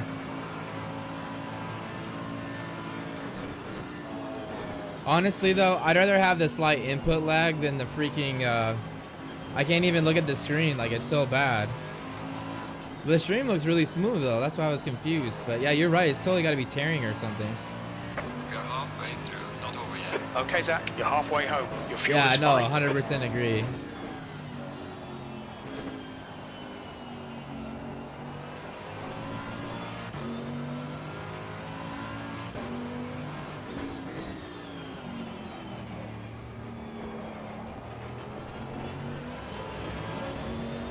All right, we got a gap up here. This is actually a back marker. This guy's in P21, so it's not for position, but maybe we can use him for a little bit of a draft here.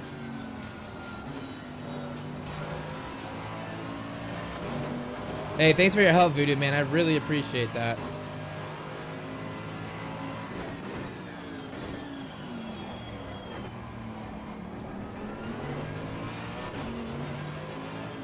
On your left, clear left. It looked like he was actually like lifting, but I couldn't tell.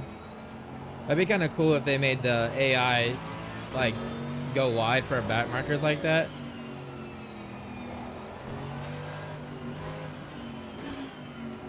New fastest lap for Manthur, 147.93. The gap to Greedy ahead is now 6.0. What's up, Jason? Jason says you need to zoom out, field of view. Nope, I have a really good field of view, bud. I have triple monitors and it looks fine.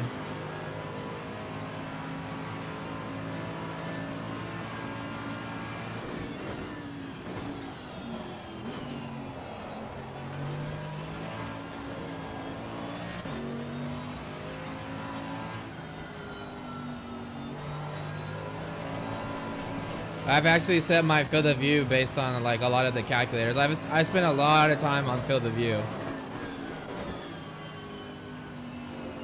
What you guys are looking at on the stream is just my middle screen.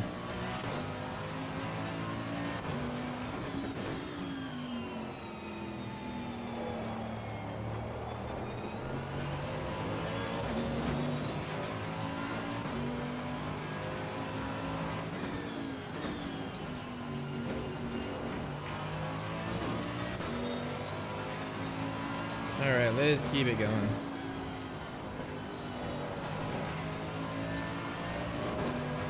Don't think about the lap times, just hit each and every apex. That's 20 minutes to go.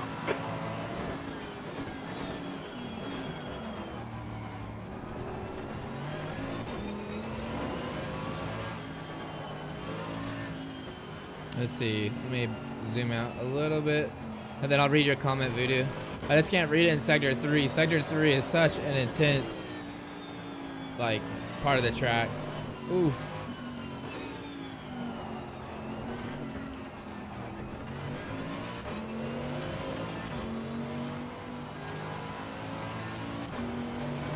Voodoo said, yeah, it's good for you, but please, if you can zoom out and tap the...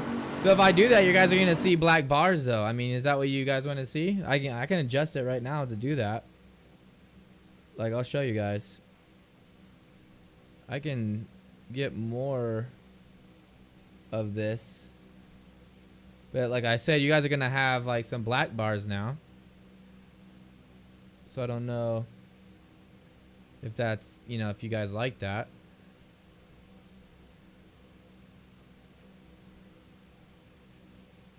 Let's see. How's that look? I can't see it. It's so damn small too. What do you guys want? Something like that? Is that a good field of view for you guys? And I guess I could just put this up here. You know, something like this maybe. Let's see. Gotta rep the, that's too big. Gotta rep this. I guess we could try that. Let me know what you guys think. If this is, you know, if you guys don't like it, we can definitely change it. But, yeah, it's definitely the field of view set. It's just the camera that's not correct. I just never liked the field of view wide like this for streams because it's like... Okay, cool. Yeah, I usually just don't like doing the cameras like that because it's like the bars up top, you know. But if you guys prefer it, I'll do whatever you guys want.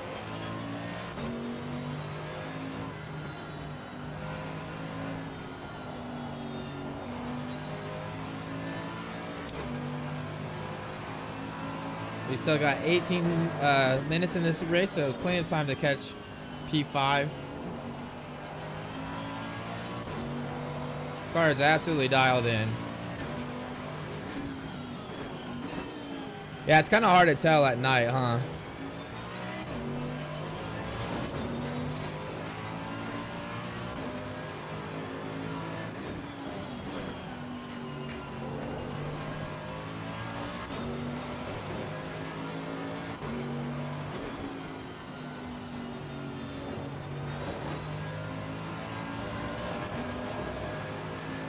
Okay. Good to know. Thanks for saying something, by the way. I would have just left it the way it was. So I'm glad you guys said something if you guys preferred it another way. All right, we break this gap down 2 seconds. I don't know if there was an incident up here or what, but we will take advantage of it. We're just going to keep pushing the car.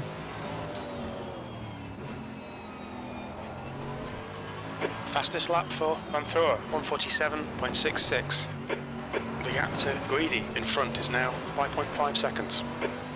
Let's see. Voodoo said, I personally prefer it. Less seasickness this way. Okay. You've just done a Well, I'm glad we could change it. Did I change it enough, or you guys wanted a little more?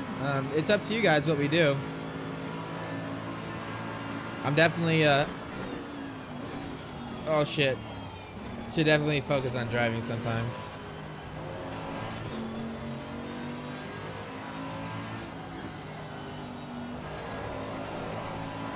Nice. It felt really good through there. All right, we've got the Delta here. We're down about a second. All right, Zach, you've used half your fuel. Woo, a little bit of slide there. Very easy to control, though.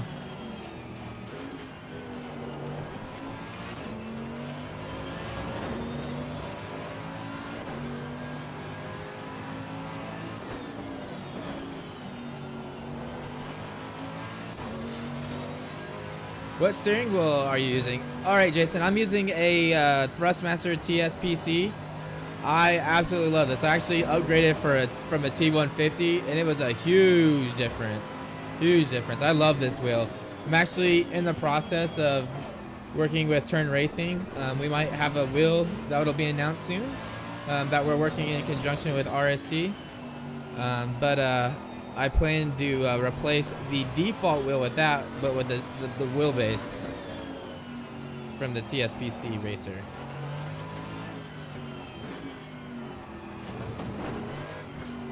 And you can't see it, Jason, but I actually have a motion rig too that I built myself. All right, this is terrific. Exactly what we came here for. Okay, Zach, we're matching race pace. We're trying to catch this guy. We're coming up on another back marker here. Nice, Jason. That's awesome, bud. Yeah, I wanted to get a direct drive wheel, but the gap to they're a little expensive, and I think I'm going to build my own. I think I got to build a really good one, like a really strong one for, you know, about $500. So I'm thinking about doing that. I like to build a lot of my stuff. I'm too poor to be able to afford it, so I just build it. Got to put that engineering degree somehow, right? 15 minutes remaining, 15 minutes to go. Stay on it, keep digging. All right, we're still digging at this this gap here. Got a little bit too much mid-corner speed through there. Lost the car.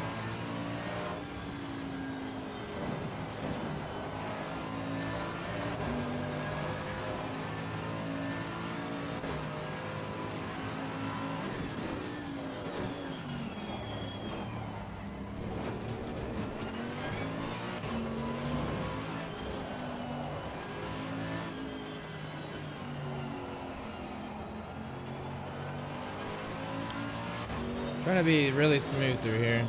Turn 3 or sector 3 is really challenging sometimes. Especially this one with these huge curves like that.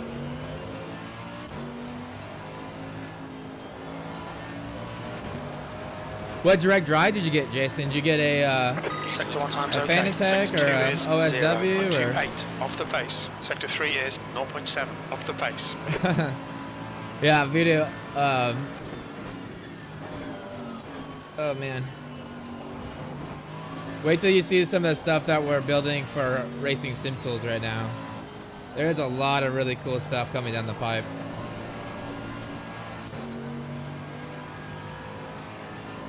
Trying to catch this group ahead of here. Still got 13 minutes, so plenty of time. I was kind of surprised. I thought the car would change in balance. as the nighttime came, because, you know, lower temperatures, lower pressures, things like that. But the balance is like spot on, and my pressures really haven't changed too much.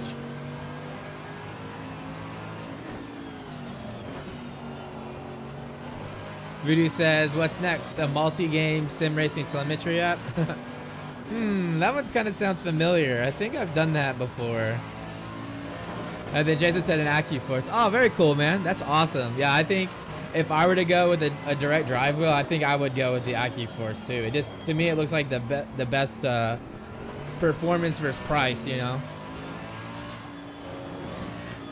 All right, we're pushing hard, but we're catching this group of guys, so we're putting work in.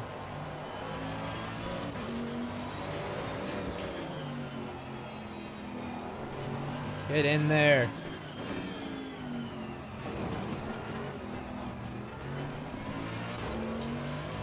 These damn Sasha's curves, guys, they're ridiculous. The gap to Greedy in front is we got now P5, 2.6. P4, and P3 up here. If we can just catch them, we might have a chance for a podium.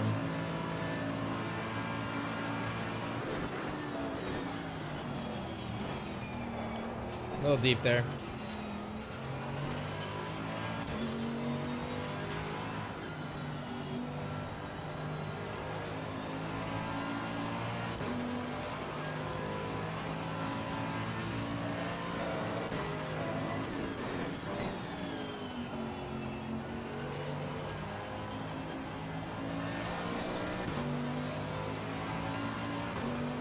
Let's see.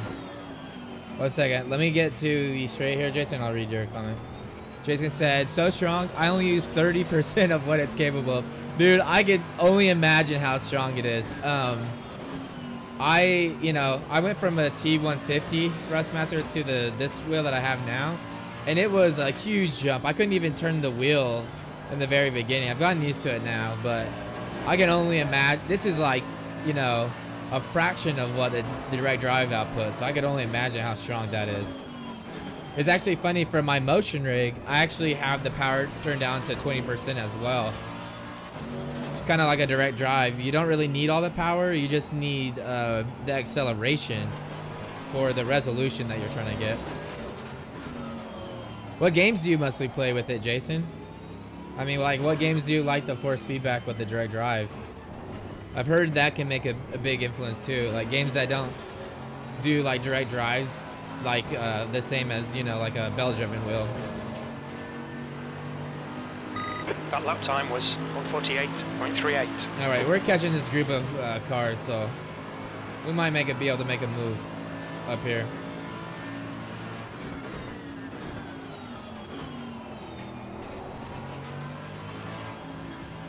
Okay, Zach, keep it nice and smooth. Come on, let the race come to us. You've got 10 minutes left, 10 minutes to go. 10 minutes to go, and the sun is coming up. You can see the clouds, so temperatures are going to start rising.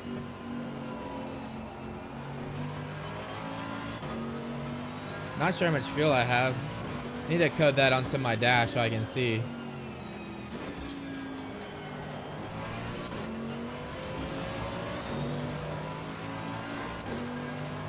Got a Ferrari, another AMG, and then is that an Aston? Yeah, an Aston.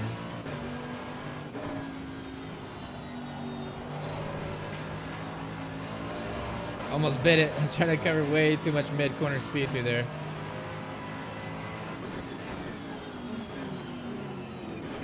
Car left.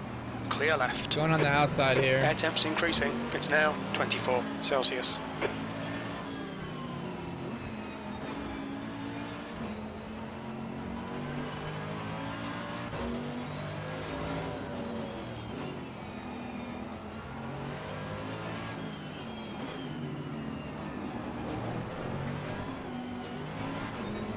Woo!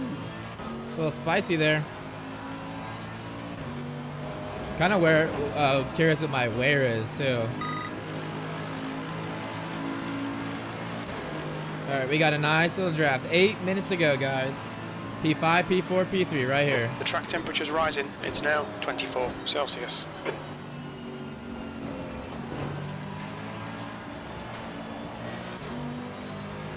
Trying to get a run through here.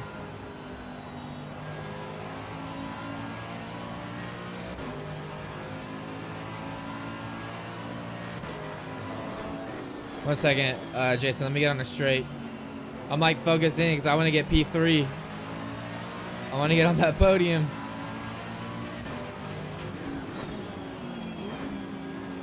Woo, almost made contact there.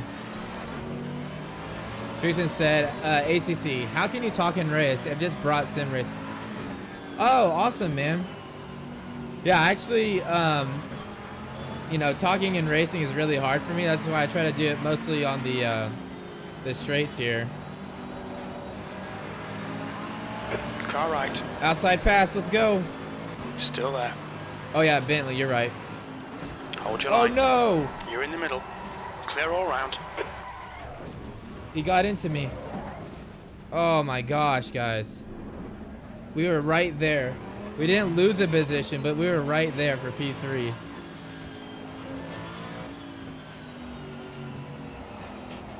Oh, I got some damage too. My motion rig is going crazy. Oh, yeah, I got a flat spot or something. Dude, that is amazing that I can feel that through my motion rig. That is so cool. I can literally feel the damage on, it feels like the rear left tire. It's like wobbling really bad. That's weird. That was kind of cool, actually.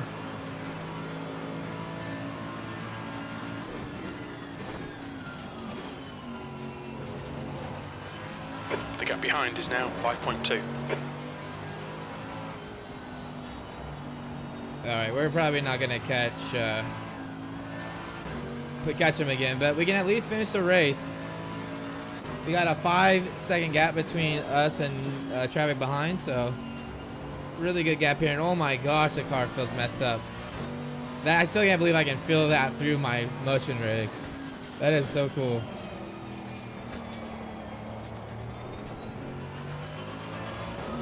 I don't know how the car's still driving.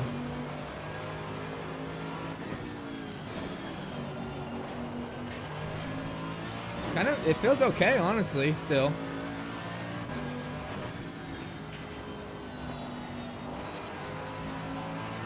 You're reeling greedy in. The gap's now 4.9. Well, maybe we'll have another run up here, I don't know. Air temperature's increasing. It's now 26 Celsius.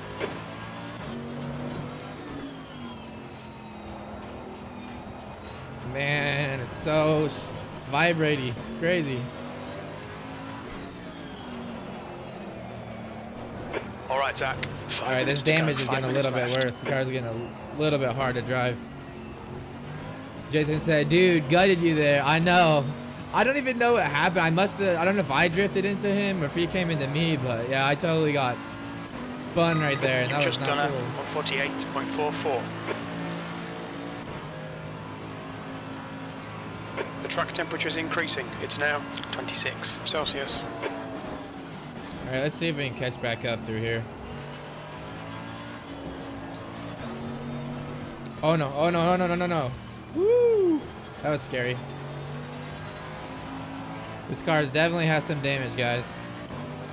We're just trying to make it home, though. We might have to battle at the end. The guy behind us is coming back.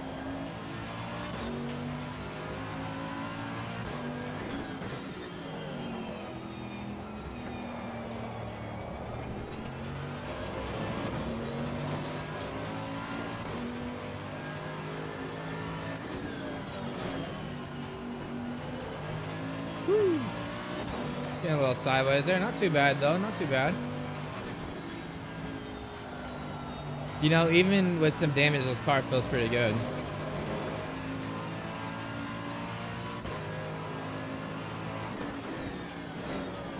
We're going to definitely watch the replay after this race to see what happened.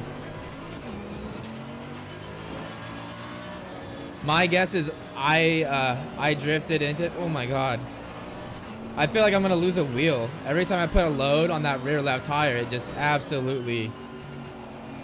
is shaking the crap out of me in my motion rig.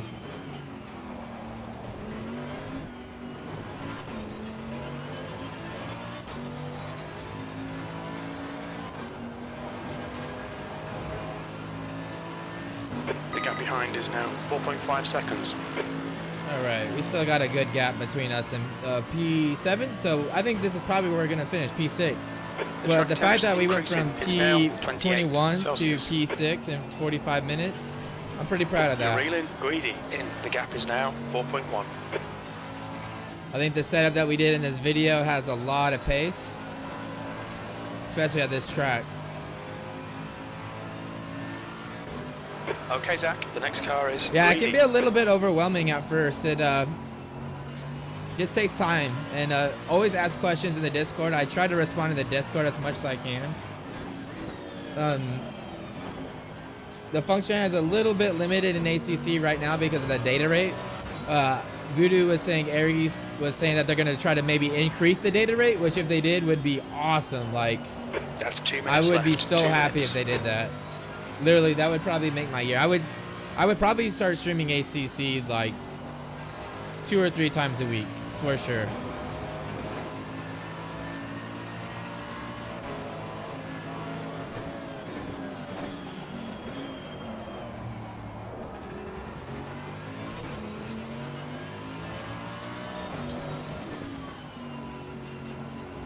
Right, man. Leader is on the final lap. Give it all you can. Man, I'm really curious to see what this wheel looks like. Air and track temperatures are rising. Air temperature is now 28. The track temperature And is that's now kind of why I'm doing 30 these videos Celsius. too, is to show you guys, you know, how I use the software, some of the things that you should be thinking about when you're doing the setups.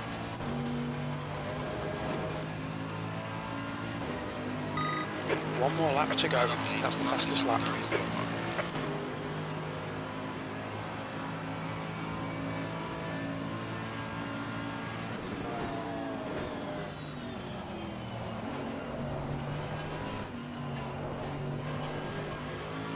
Wow, we worked this gap down to 2 seconds. Even with the little damage that we do have. Or the flat spot. It might just be a flat spot. It might not be damaged. It might just be the tire messed up. Okay, Zach, you've got 10 minutes it's of fuel bad remaining. though.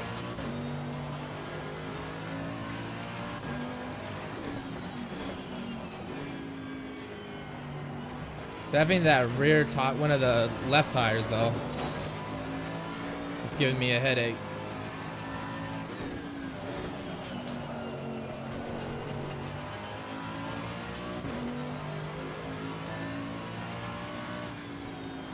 Three-second gap between us and P5. So that's P5 and P4 right in front of us, but I don't know if this is the last lap or the next one's the last lap, so I don't know The track temp's increasing. It's now 33 Celsius. if we have enough to get there. We'll have to see. The leader has finished the race. Yep, that's the end of the race. So we're on the last lap right now.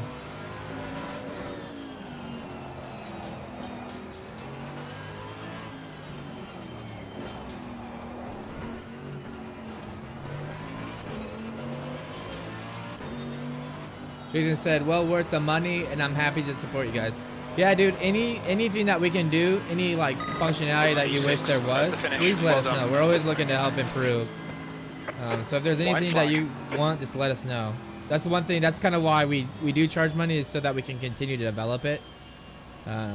So we're glad you're happy, but we want to make you more happy in the future, for sure. Let's look at these replays though, guys. Let's see what happened. I don't know if I need to turn off my motion rig or not. I am gonna adjust this up because I hate how it looks like the way it was.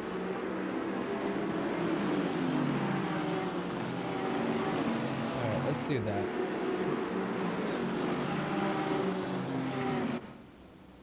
That looks pretty good like that, I'd say. Alright, let's watch this replay.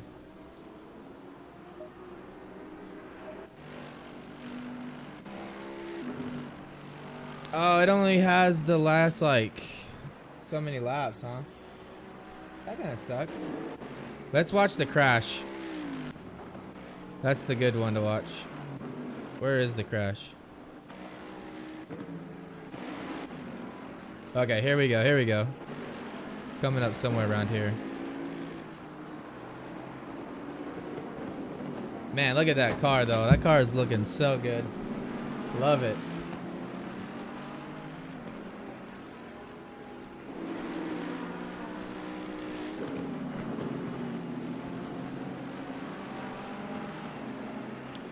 What view should we watch, guys?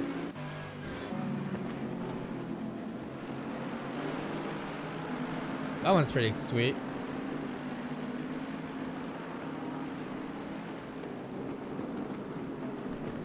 Oh man, yeah, right all on the back of him. Look at this train of cars though.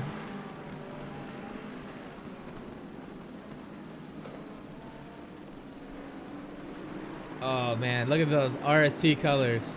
That red grill like that is mean looking.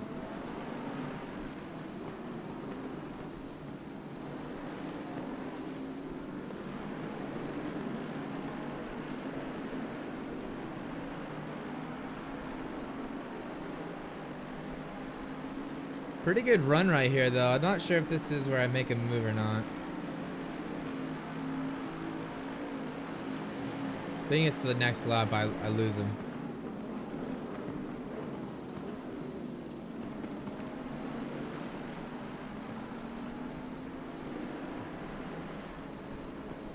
Pretty close racing in ACC though. It's pretty awesome how close you can get. Really good game for sure.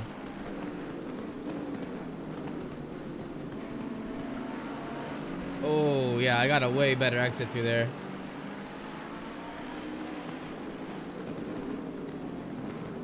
It's right on top of his bumper.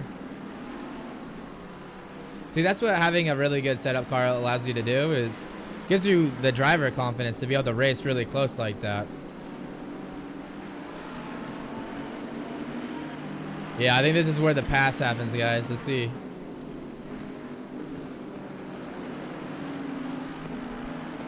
Oh, yep. I passed him on the outside. I'm drifting over. Oh, yep. That was my fault. I totally squeezed him. I squeezed him. Yeah, that was totally my fault. Then let's see. Let's look at this tire, though. I feel like the tire was damaged because I was getting some really bad shakes.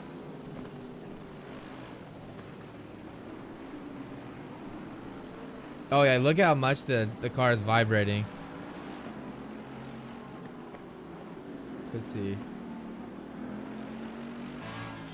Trying to see if there's like a suspension view or something. So Jason says, do you post the setups for cars and tracks? Could do with some help with that. Yeah, so that's why I'm gonna start posting the setups that I do with these games.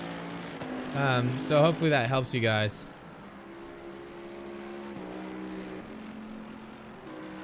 Yeah, I'm trying to see if there's any damage. I don't see any, but I definitely was feeling some kind of flat spot or something. Fire looks okay though. Maybe it was just a flat spot.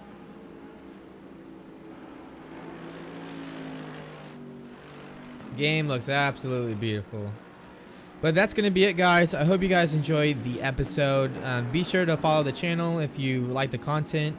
We are going to try to do setup videos for different sims, different games over the next few days, every day.